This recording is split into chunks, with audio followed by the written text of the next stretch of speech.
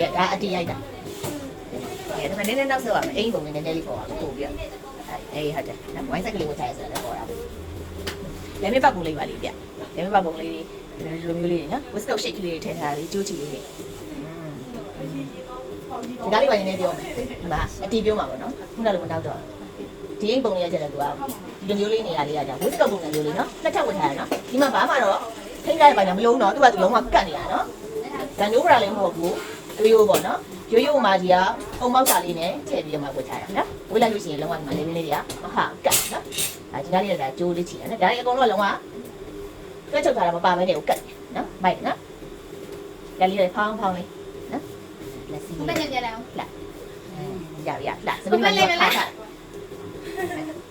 အဲ့ဒါချက်မှာပါဒီခါမှာလေးမဒီကမရမကတီထားတယ်对了。အဲ့ဒါကြီးလားအဲ့ယူကြီးလားလာပြီးမစားတော့လိုက်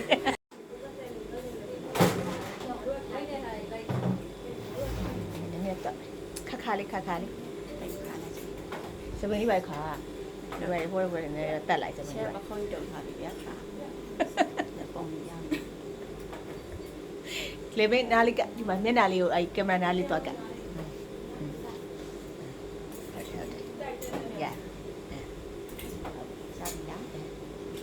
စကားလေးပါနေနေမပြောလိုက်ဘူးလှုပ်နေရတယ်ချင်း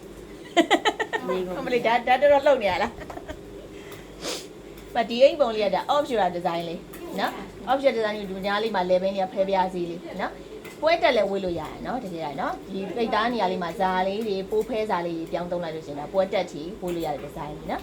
ဝတ်ထားရတော့တက်တာရှိတယ်နော်လှလဲလှတယ်ဟုတ်လားလှရလားကြိုက်ဘယ်ထဲကိုကြိုက်ဆုံးကောင်းလုံးကြိုက်ချဲမှမကြိုက်တာမရှိအခုဒီလိုမျိုးသင်ခန်းစာတွေကိုတင်တန်းမှာပဲအစာအဆုံးပေါ့နော်ချုပ်ရတာဆိုတော့လေဘယ်လိုနေလဲ